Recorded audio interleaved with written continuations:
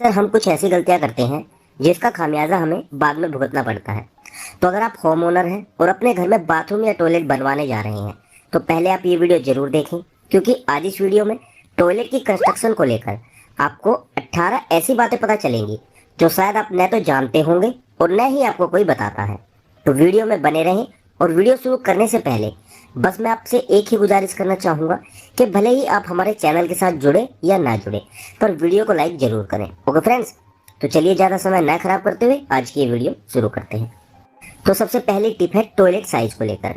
आप हमेशा ध्यान रखें कि आपके जो टॉयलेट का मिनिमम साइज है वह 4 बाई 5 फीट से कम नहीं होना चाहिए और बाथरूम का 5 बाई 5 फीट से कम, ताकि आप इसमें अच्छे से नहा सको और कपड़े वगैरह धो सको।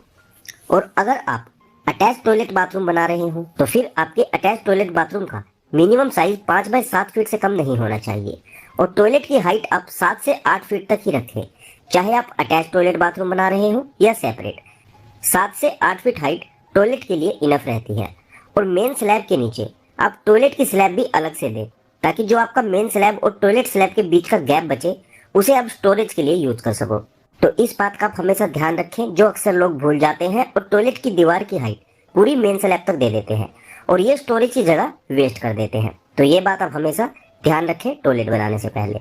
सेकंड, टॉयलेट कंस्ट्रक्शन बेसिकली दो तरह की होती है। एक अटैच्ड यानी कि कंबाइंड, जिसमें टॉयलेट और बाथरूम एक ही जगह में होते हैं, और एक सेपरेट, टॉयलेट और बाथरूम अलग अलग बनाए जाते हैं। और जगह की कमी के कारण अटैच टॉयलेट बाथरूम बनाना एक बेस्ट सोल्यूशन है, पर इन दोनों के ही अपने अपने फायदे और नुकसान हैं। जैसे अगर कंबाइंड टॉयलेट बाथरूम को देखें तो इसका फायदा ये होता है कि एक तो इसमें जगह की जरूरत कम होती है, दूसरा अल्टीमेटली आपका पैसा बचता है। पर नुकसान ये रहता है कि अगर घर में लोग ज्यादा हैं तो एक के टॉयलेट जाने पर दूसरे को नहाने के लिए भी वेट करना पड़ता है। पर अगर आप बाथरूम और टॉयलेट सेपरेट बनाते हैं तो किसी को भी वेट नहीं करना पड़ता। पर सेपरेट टॉयलेट बाथरूम बनाने में आपकी जगह भी ज्यादा लगती है और अल्टीमेटली कॉस्ट भी बढ़ जाती है। तो इसका आप एक सोल्यूशन कर सकते हैं। अगर आपका बजट अच्छा है तो आप एक अटैच टॉयलेट बनाएं और एक सेपरेट। इससे सभी डिसएडवांटेजेस दूर हो जाएंगी, पर आपका पैसा लगेगा।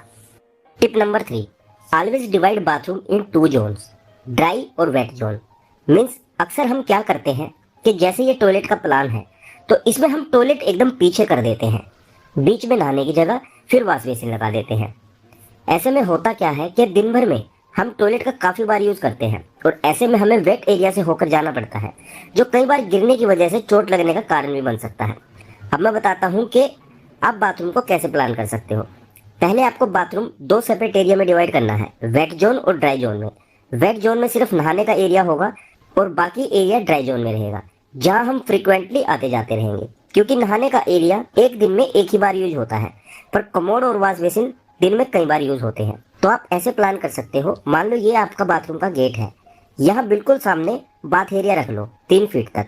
3 फीट में कमोड और 1.5 फीट में वॉश बेसिन।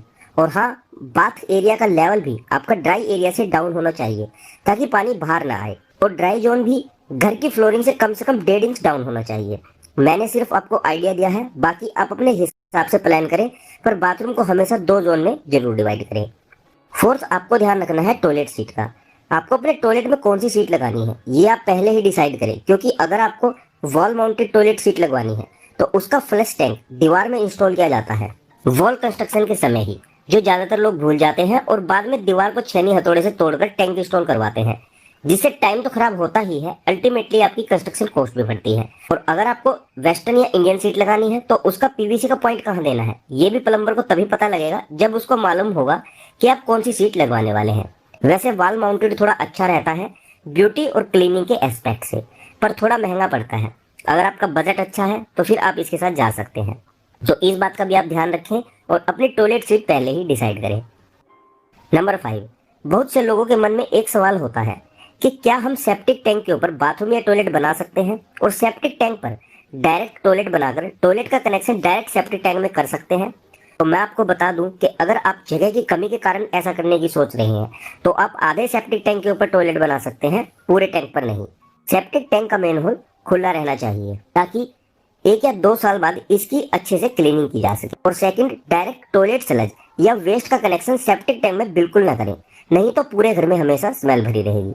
वैसे जहां तक हो सके सेप्टिक टैंक बिल्कुल सेपरेट ही रखना चाहिए। नंबर 6 है वेंटिलेशन। आपको टॉयलेट में वेंटिलेशन का भी खास तौर पर ध्यान रखना है, क्योंकि अगर आपके बाथरूम में प्रॉपर वेंटिलेशन नहीं होगा तो न ही आपके बाथरूम में सनलाइट आएगी और न ही हवा आएगी, और बाथरूम की अनप्लीजिंग स्मेल बाहर नहीं निकल पाएगी, जिससे एक पर्सन के टॉयलेट यूज करने के अगर तुरंत बाद दूसरे आदमी को टॉयलेट यूज करना पड़ जाए तो उसे अच्छा फील नहीं होगा, उसे बहुत ज्यादा स्मेल आएगी। इसीलिए टॉयलेट या बाथरूम में प्रॉपर वेंटिलेशन का भी खास ध्यान रखें। नंबर 7 है वाटर प्रूफिंग, जो टॉयलेट में करवाना बहुत जरूरी होता है, पर ज्यादातर लोग इसे छोड़ देते हैं। तो ऐसे में टॉयलेट के फ्लोर और दीवारों से दूसरे कमरे में भी सिलन जाने लगती है। इसीलिए चारों दीवार पर 72 इंच तक की हाइट पर कम से कम वाटर प्रूफिंग जरूर करवानी चाहिए, और आपको शॉवर से ऊपर 3 इंच तक की हाइट तक तो वाटर प्रूफिंग जरूर करवानी होती है। तो इस बात का भी आप खास ध्यान रखें और वाटर प्रूफिंग को अवॉइड ना करें। नंबर 8 है फ्लोरिंग वर्क। हमेशा घर की फ्लोरिंग करते हुए बाथरूम या टॉयलेट की फ्लोरिंग छोड़ दी जाती है, क्योंकि उसे घर की फ्लोरिंग से डाउन रखना होता है ताकि बाथरूम का पानी घर में न घुसे, और प्लम्बिंग पाइप की फिटिंग करनी होती है। तो प्लम्बिंग वर्क के बाद ही टॉयलेट में फ्लोरिंग करनी होती है। दूसरा, अगर फ्लोरिंग और वॉल टाइल्स की बात करें तो पहला तो जहां तक आपको वॉल टाइल्स लगवानी है वहां तक आपको दीवार का प्लास्टर रफ रखना है, ताकि इससे टाइल अच्छे से चिपक कर एक अच्छा बॉन्ड बना सके। सेकंड, टॉयलेट फ्लोरिंग के लिए आपको कभी भी ज्यादा शाइनी और ग्लोसी टाइल्स नहीं लगानी चाहिए। हमेशा बाथरूम फ्लोर में एक एंटी स्किड टाइल्स ही लगवानी है, जिसमें फिसलन कम होती है, क्योंकि ज्यादातर बाथरूम का फ्लोर हमेशा गीला रहता है, जिसमें फिसलने के चांस ज्यादा होते हैं, और खासकर बच्चों के लिए। तो इस बात का भी आप हमेशा ध्यान रखें कि बाथरूम में हमेशा एंटी स्किड टाइल्स ही लगवानी है, और वो भी प्रॉपर स्लोप में। Number 9, door and Windows. आप बाथरूम में विंडो का मिनिमम साइज 1.5x2 या 2x2 का जरूर रखें। इससे कम विंडो का साइज ना रखें, एक प्रॉपर वेंटिलेशन के लिए। और विंडो ग्रिल पर बाहर से जाली भी जरूर लगवाएं, ताकि बाहर से मच्छर अंदर ना आ पाए। और सेकंड, अगर आप वुडन डोर लगवाने वाले हैं तो डोर पर पीवीसी शीट जरूर लगवाएं, ताकि ये पानी वगैरह से खराब ना हो। और दरवाजों के पीछे इनफ स्पेस भी जरूर होना चाहिए, ताकि जब आप इसे खोलो या बंद करो तो आपका दरवाजा वॉश बेसिन वगैरह से न टकराए।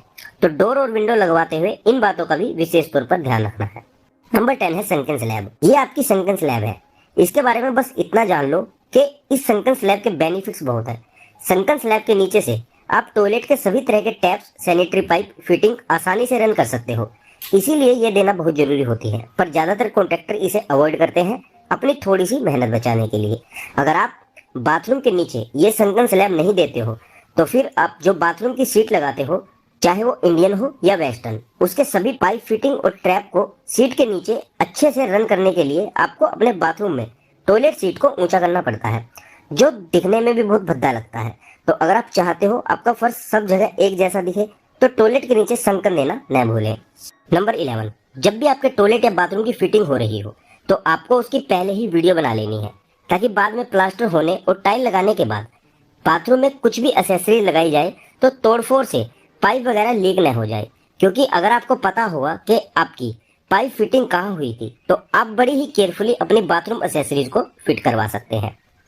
नंबर 12, जमीन के अंदर आपकी जो भी पाइपलाइन डलेगी वह हमेशा बड़ी डलवाएं, कम से कम 6 इंच की, ताकि इन फ्यूचर आपको कोई भी प्रॉब्लम ना आए। और पाइपलाइन के स्लोप का भी अच्छे से ध्यान रखना है, ताकि पाइप के साइज और स्लोप की वजह से टॉयलेट वेस्ट को सीवरेज तक पहुंचने में कोई प्रॉब्लम ना हो और लाइन चौक होने का कोई खतरा ना रहे। तो इस बात का भी आप जरूर ध्यान रखें। नंबर 13, अगर आपकी ड्रेनेज पाइपलाइन लंबी है तो आपको कभी भी टी और बैंड यूज नहीं करने चाहिए, नहीं तो आपकी लाइन में पानी बैक मार सकता है और लाइन के चौक होने के चांसेस ज्यादा रहते हैं। यहाँ हमेशा आपको वाईटी और 45 डिग्री बैंड ही यूज करना है, जो कभी भी बैक नहीं मारता। और क्लीन डोर और डोर बैंड को यूज करोगे तो चोकअप लाइन को आसानी से क्लीन कर सकोगे। तो सिंगल बाथरूम या अगर लाइन लंबी ना हो तो एल्बो का यूज करना है, और लंबी लाइन में वाईटी और 45 डिग्री बैंड का। ये बात हमेशा ध्यान रखना, कभी भी ड्रेनेज पाइपलाइन चौक नहीं होगी और न ही स्मेल आएगी। 14, आप अपने टॉयलेट या बाथरूम के वेस्ट वाटर का कनेक्शन डायरेक्ट मेन होल में ना करें। बीच में एक जीटी यानी कि गुली ट्रैप मेन होल से पहले बनवाएं। गुली ट्रैप एक छोटा सा गड्ढा होता है जो मेन होल से पहले बनवाया जाता है, और गुली ट्रैप से होकर वेस्ट वाटर मेन होल में जाता है। अब क्वेश्चन ये है कि जब वेस्ट वाटर जाना ही मेन होल में है तो गुली ट्रैप देने की जरूरत क्या है।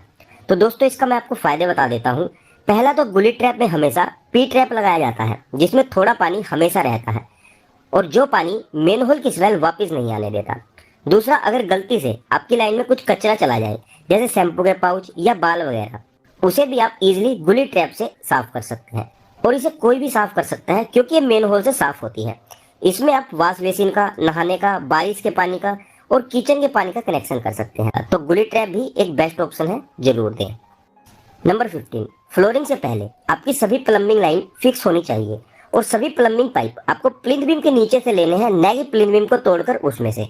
ज्यादातर लोग ये गलती करते हैं और प्लिंथ बीम को तोड़कर उसमें से अपनी प्लम्बिंग लाइन लेते हैं, जो एकदम गलत है। इससे घर की स्ट्रेंथ कम हो जाती है। तो इस बात का भी आपको खास ध्यान रखना है कि आपका प्लम्बर सभी लाइन प्लिंथ बीम के नीचे से ही ले।